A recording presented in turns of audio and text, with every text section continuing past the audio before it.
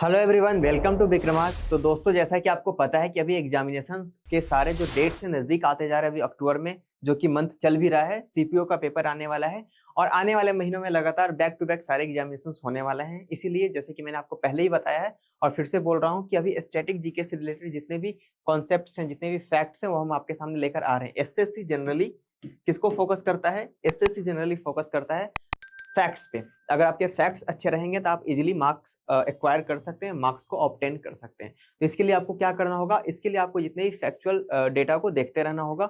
अब देखिए, अगर आप गाइड बुक को पढ़ेंगे तो गाइड बुक काफी ज्यादा बोरिंग हो जाता है। बोरिंग इसलिए हो जाता है क्योंकि आप उसको 5 से 6 बार पढ़ चुके होते हैं और फैक्ट्स ऐसी चीज है कि जब तक आप उसे 10 से 12 बार नहीं पढ़ लेते ना, तब तक वो आपके दिमाग में बैठता ही नहीं है, तब तक वो आपके परमानेंट मेमोरी का हिस्सा ही नहीं होता है। इसलिए अगर आपको अपनी कंसेप्चुअल अंडरस्टैंडिंग तो खैर बहुत ही डिफरेंट चीज है, लेकिन आपको अपने फैक्चुअल अंडरस्टैंडिंग पे ही फोकस करना होगा अगर आप एग्जामिनेशन निकालना चाहते हैं, तो अगर आप एग्जामिनेशन को इजीली क्रैक करना चाहते हैं तो। इसलिए मैं आपके सामने लेकर आया हूँ एक अलग अलग एक सीरीज चलाई है हम लोगों ने, जहाँ पे अलग अलग चैप्टर से रिलेटेड अलग अलग टॉपिक्स को लेकर हम आपके सामने आते हैं। ये वीडियोस थोड़े छोटे छोटे स्पैन के रहेंगे, मतलब कि इसका ड्यूरेशन ज्यादा नहीं रहेगा, कम कम ड्यूरेशन के ये वीडियो रहेंगे। लेकिन इसके लिए आपके पास प्लस पॉइंट ये है कि आप काफी कम टाइम में अपने टॉपिक को इजीली रिवाइज कर सकते हैं। अगर आप चाहें तो वॉक करते हुए भी इसको सुन सकते हैं, क्योंकि आपने पहले कहीं ना कहीं पढ़ रखा होगा। जैसे कि आज का जो टॉपिक आपको दिख रहा होगा, आज का टॉपिक हम आप लोगों के सामने लेकर आए हैं बुद्धिस्ट काउंसिल को। पढ़ा ही होगा कहीं ना कहीं, लेकिन अब 4 अलग अलग बुद्धिस्ट काउंसिल हुए हैं, 4 अलग अलग प्लेसेस पे हुए। उस वक्त के 4 अलग अलग किंग्स थे जिनके टाइम पे हुआ था, और इसके जो काउंसिल के जो प्रेसिडेंट थे या फिर काउंसिल के जो अध्यक्षता कर रहे थे, वो भी अलग अलग पर्सन ही कर रहे थे। तो वैसे में आपको कंफ्यूजन के चांसेस बहुत ज्यादा हो जाते हैं। तो क्या करना होगा इसके लिए? आपने पढ़ा ही होगा, ऑफकोर्स पढ़ा होगा, कहीं ना कहीं पढ़ा ही होगा, लूसेंट में, क्राउन में, या फिर जितने भी अलग गाइड बुक आते हैं। हो सकता है आपने एनसीईआरटीज भी पढ़ी हो या फिर उससे भी ज्यादा कोई स्टैंडर्ड बुक्स पढ़ी हो, तो वहां भी आपको इस तरह के काउंसिल्स से रिलेटेड फैक्ट्स देखने को मिलते हैं। लेकिन ऐसी तो कोई जरूरी बात तो है नहीं कि आप उसको एक बार में मगअप कर लेंगे या फिर एक बार में आप उसको रिप्रोड्यूस कर लेंगे। नहीं, ऐसा नहीं होता है। तो आपको क्या करना है कि अगर आप कभी वॉक कर रहे हैं, इवनिंग वॉक कर रहे हैं, मॉर्निंग वॉक कर रहे हैं, कभी आप ट्रैवल कर रहे हैं, जॉब कर रहे हैं, अपने ऑफिस जा रहे हैं, उस वक्त आप क्या कर सकते हैं? इसको आप इसको लगातार अपने ईयरफोन में लगाकर सुन सकते हैं इस वीडियो को, जिसकी वजह से क्या होगा कि आपका जो मेमोरी में ये बातें चली जाएंगी। तो चलिए स्टार्ट करते हैं बुद्धिस्ट काउंसिल को। देखिए, बुद्धिस्ट काउंसिल क्यों हुआ था, इसके पीछे का एक थोड़ा सा बैकग्राउंड जान ले, एक कॉन्टेक्स्ट को समझ ले, उसके बाद ज्यादा जरूरी हो जाएगा इसको समझना। देखिए, बुद्धिस्ट काउंसिल को समझने से पहले आपको एक बात समझना होगा कि बुद्धिस्ट काउंसिल जब स्टार्ट होता है, जो पहली बुद्धिस्ट काउंसिल होती है, महात्मा बुद्ध के जो महापरिनिर्वाण होता है उसके करीब करीब 100 साल के बाद होता है। और उसके बाद से शुरुआत होता है, लगातार अलग अलग चरण में बुद्धिस्ट काउंसिल होते जाते हैं अलग अलग राजाओं के नेतृत्व में। बुद्धिस्ट काउंसिल का जो मेन फोकस था वो क्या था कि बौद्ध धर्म में जो महात्मा बुद्ध बोलकर गए थे। अब देखिए, जो भी रिलीजन होता है ना, जब उसके प्रवर्तक, जब उसके फाउंडर चले जाते हैं, इस दुनिया से चले जाते हैं, एक्चुअली उनका देहांत नहीं होता है, बस इस धरती पे कुछ दिन के लिए रहने आते हैं, फिर वो अपने जगह पे चले जाते हैं। तो जब इस जगह से दूसरे जगह पे, इस लोक से किसी और लोक में चले जाते हैं, तो उसमें कुछ ना कुछ कमियां आने लगती है, कुछ ना कुछ विसंगतियां आने लगती है। उन्हीं विसंगतियों को दूर करने के लिए इस 4 तरह के काउंसिल्स हुए थे। या फिर कुछ लोग ऐसे भी थे जो कि बुद्धिज्म को फॉलो कर रहे थे, उनका मानना था कि नहीं, बुद्धिज्म को इस तरीके से फॉलो किया जा सकता है।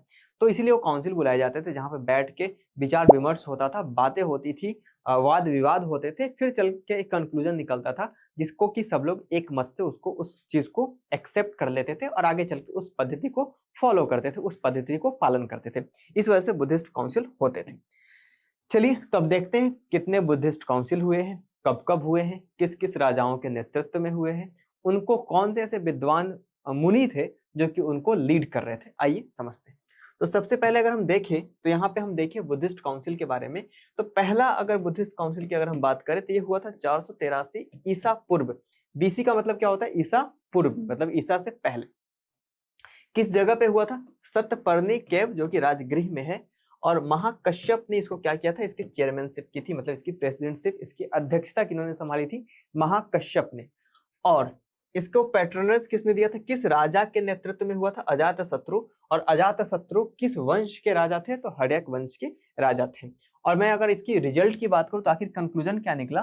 तो जो सुत्त पिटक, विनय पिटक और अभिधम्म पिटक, जो 3 अलग अलग पिटक हुए हैं, उसका कंपाइलेशन हुआ है। देखिए, बुद्ध के बुद्ध के चले जाने के बाद हुआ क्या, पिटक का मतलब होता है एक टोकरी, और इस टोकरी में अलग अलग चीजों को रखा गया था कि अगर मान लो रिचुअल्स होंगे तो रिचुअल्स कैसे फॉलो किए जाएंगे। अगर मैं बात करूं कि कोई फिलोसफिकल चीजें होंगी, अब हर कोई तो हर रिलीजन में हर माइंडसेट के लोग होते हैं, जरूरी नहीं कि हर कोई उस फिलोसफी को समझ पाए, तो उसको भी तो अपने आराध्य की पूजा करनी है।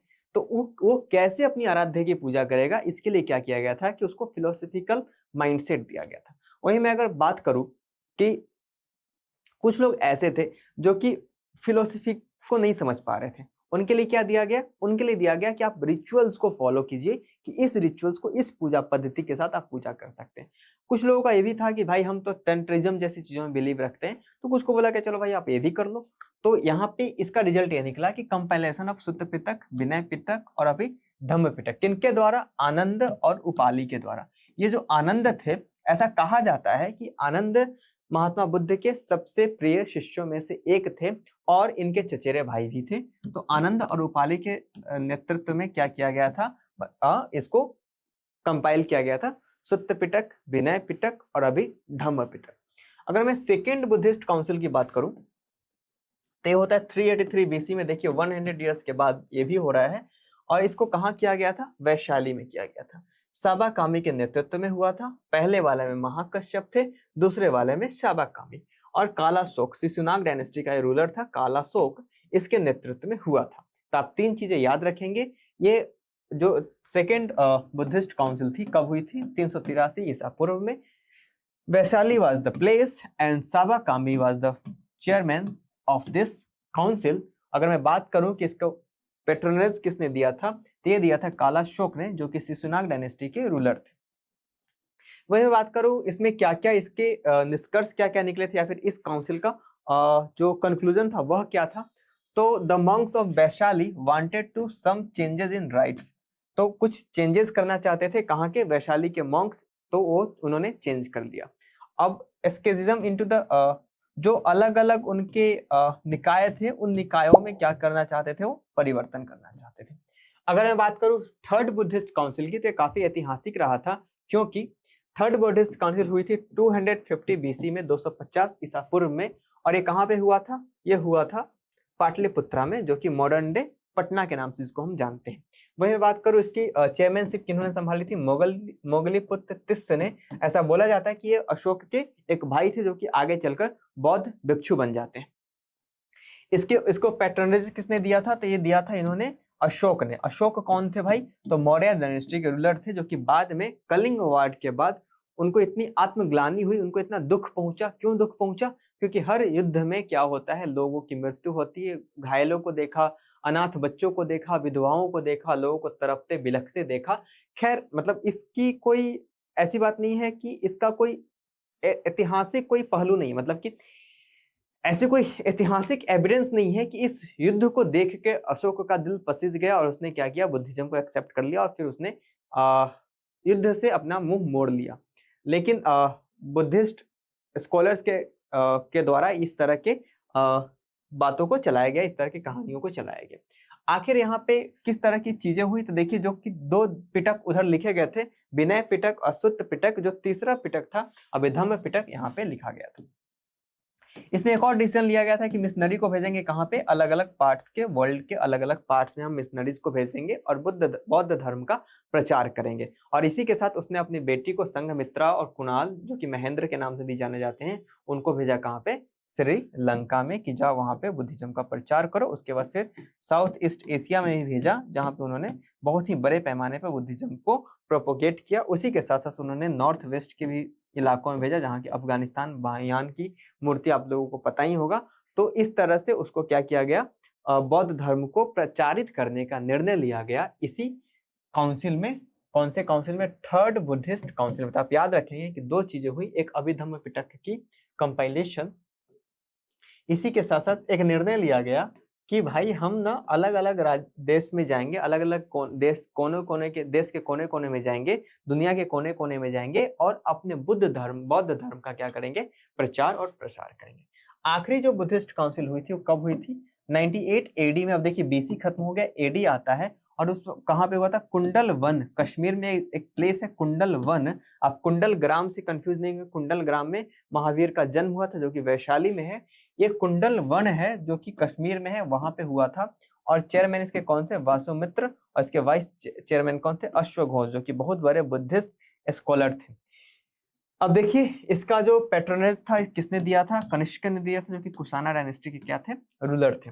आखिर इसका रिजल्ट क्या निकला, इसका रिजल्ट यह निकला कि कंपाइलेशन ऑफ महाविश्व शास्त्र और संस्कृत कमेंट ऑन त्रिपिटक पे जो संस्कृत लैंग्वेज में कमेंट लिखा गया था उसका यहाँ पे चर्चा हुआ था। अब देखिए जो सबसे इंपॉर्टेंट हुआ था वो यहाँ पे हुआ था, the division of Buddhist into Hinayana and Mahayana. देखिए अब बुद्धिज्म जो था वो दो टुकड़ों में विभाजित हो चुका था। कुछ लोग जो कि चाहते थे कि बुद्ध क्या हम मूर्ति का पूजा करें, उन्होंने क्या किया, महायान को एक्सेप्ट किया, और जो लोग बुद्ध का मूर्ति का पूजा नहीं करना चाहते थे उन्होंने हीनयान में रहना मजबूर किया। तो हीनयान का मतलब होता है, यान का मतलब होता है व्हीकल, हीन का मतलब होता है छोटा, छोटा व्हीकल को बोला गया है हीनयान, और महा का मतलब होता है ग्रेट, और यान का मतलब होता है व्हीकल। तो जो बड़े ग्रेट व्हीकल को बोला गया क्या, महायान। तो आप याद रखेंगे कि जो महायान के लोग थे वो क्या करते थे, मूर्ति पूजा में बिलीव करते थे, और हीनयान के जो लोग थे वो मूर्ति पूजा में उनका कोई भी बिलीव नहीं था। चलिए अब हम इसको क्या करते हैं, एक बार रिवाइज कर लेते हैं शॉर्ट में, ज्यादा इसको हम डिटेल्स में डिस्कस नहीं करेंगे। तो सबसे पहले first Buddhist council, timing 483 BC, कहाँ पे, सत्यपर्णी केव, राजगिरी। इसके चेयरमैन कौन थे, महाकश्यप थे। राजा कौन था उस वक्त पे, अजातशत्रु। हुआ क्या था उस वक्त, सुत्त पिटक और विनय पिटक की रचना की गई थी आनंद और उपाली के द्वारा। सेकेंड बुद्धिस्ट काउंसिल की बात करते हैं 383 बीसी, हुआ कहाँ था, वैशाली में। साबा कामी वाज द चेयरमैन, और कालाशोक जो कि सुसनाक डायनेस्टी के किंग थे, इनके टाइम पे क्या हुआ था, ये कालाशोक के टाइम पे सेकेंड बुद्धिस्ट काउंसिल हुआ था। अब यहाँ पे क्या हुआ था कि मॉन्क्स जो थे वैशाली के, उन्होंने कुछ चेंजेस चाहे थे, वो चेंजेस कर दिए गए थे। आगे बढ़ते हैं। अगर मैं बात करूँ थर्ड बुद्धिस्ट काउंसिल की, जो कि काफी रिमार्केबल है, थर्ड और fourth was the most remarkable Buddhist council. ऐसे चारों के चारों थे, लेकिन ये इन दोनों में काफी अमूलचूल परिवर्तन हुए थे, जिसने बुद्धिज्म को अलग ही ऊंचाइयों पर ले जाकर रख दिया। ये हुआ था 250 बीसी में, अशोक पाटलिपुत्र में हुआ था, जो कि मॉडर्न डे पटना के नाम से जाना जाता है। उसी के साथ साथ मोगलीपुत्र तिस इसकी अध्यक्षता कर रहे थे। अशोक के पैटर्नेज में इसको हुआ था, और इसमें क्या किया गया था, अभिधम्म पिटक, आखिरी पिटक को कंपाइल किया गया था, और ये डिसीजन लिया गया था कि हम मिशनरीज के रूप में किसको भेजेंगे, अपने लोगों को भेजेंगे अलग अलग दुनिया के कोनों कोनों में, और क्या करेंगे, बौद्ध धर्म का प्रचार प्रसार करवाएंगे। वहीं अगर फोर्थ बुद्धिस्ट काउंसिल की बात करूं तो 98 एडी में हुआ था, कहाँ पे, कश्मीर के कुंडल वन में। चेयरमैन कौन थे इसके, वासुमित्र, और वाइस चेयरमैन थे अश्वघोष। किसकी अध्यक्षता में हुई थी, मतलब अध्यक्षता तो वासुमित्र और अश्वघोष की हुई थी। राजा कौन था उस वक्त पे, राजा थे कनिष्क, कुषाण डायनेस्टी के राजा। इसमें क्या हुआ था भाई, इसमें महाविश्व और की रचना की गई थी, जो कि संस्कृत के कमेंट है त्रिपिटक। त्रिपिटक क्या है, त्रिपिटक वही है अभिधम्म पिटक, सुत्त पिटक और ज्ञान पिटक। अब चलिए विनय पिटक, सॉरी। अब आते हैं और क्या हुआ था भाई, यहाँ पे ये हुआ था कि हीनयान और महायान दो टुकड़ों में विभाजित हो गया था। और हीनयान को बोलते जो कि मूर्ति पूजा में बिलीव नहीं करते थे, महायान जो कि मूर्ति पूजा में बिलीव करते थे। तो दोस्तों ये था बुद्धिस्ट काउंसिल, जिसमें हम लोगों ने पढ़ा चारों बुद्धिस्ट काउंसिल के बारे में, उसकी अध्यक्षता किसने की उसके बारे में, राजा कौन था, उसमें कौन कौन से महत्वपूर्ण कदम उठाए गए, ऐसे कौन से स्टेप्स लिए गए जिसने बुद्धिज्म को अलग ही ऊंचाइयों पर लाकर खड़ा कर दिया। तो दोस्तों आज के लिए फिलहाल इतना ही, अब मिलते हैं नेक्स्ट लेक्चर में। Thank you very much.